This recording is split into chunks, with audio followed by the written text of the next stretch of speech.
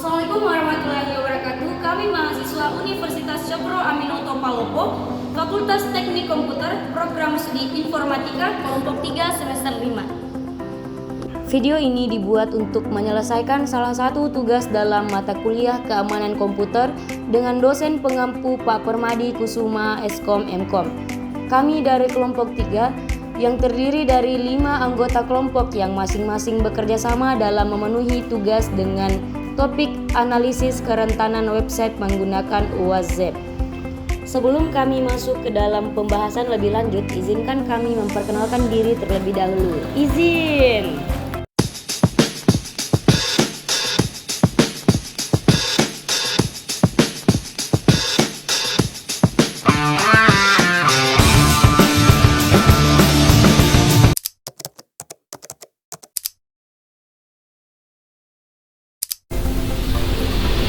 Jadi cara pertama untuk analisis kerentanan web melalui browser itu sini kita install dulu Mozilla Firefox-nya. Nah, setelah diinstal kita masuk ke aplikasi WASPGape. Sini kita pilih tools, option, dan di bagian Selenium kita lakukan konfigurasi pada Firefox-nya, itu binary, select. Ini kita cari folder Mozilla Firefox-nya. Nah, kita masuk ke penyimpanan C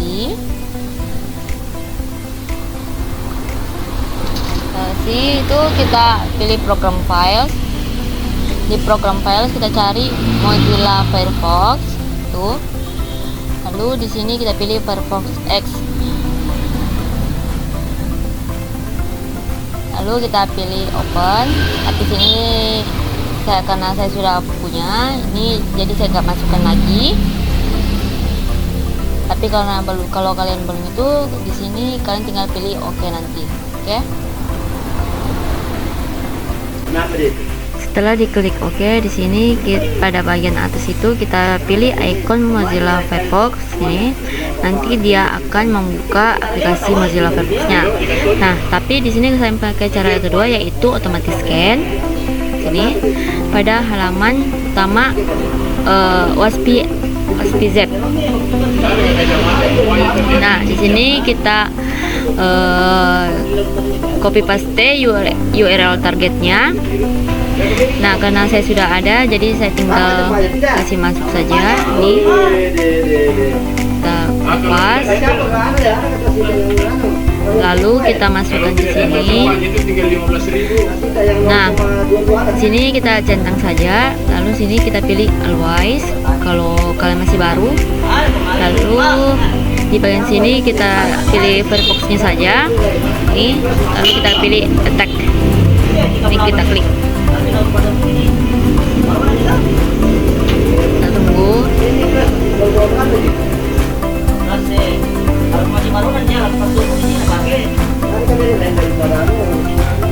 Nah, ini sudah mulai scanning. Kalau scanningnya itu ini membutuhkan waktu yang cukup lama, tergantung dari websitenya kalian. Sini saya pakai website sekolah, makanya agak lama ya. Ini kita tunggu saja sampai proses scanningnya selesai. Saya percepat dulu.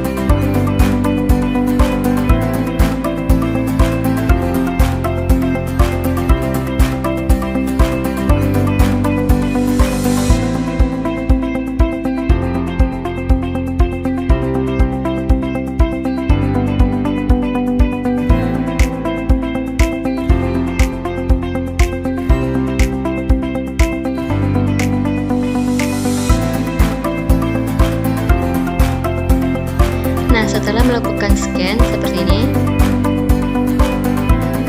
Kita pilih bagian alerts. Di sini di bagian alertsnya terdapat 24. Nah, ini semua yang menjadi masalah dalam website yang di scan. Oke, segitu saja tutorial dari saya. Untuk penjelasan selanjutnya akan dijelaskan oleh teman saya. Baik, berdasarkan hasil pemindahan WhatsApp, website ini hanya memiliki 24 kerentanannya, tapi di sini kami menjelaskan hanya beberapa tahapannya. Kerentanan pertama, PII disclosure dengan ranks high dan confidence-nya itu high.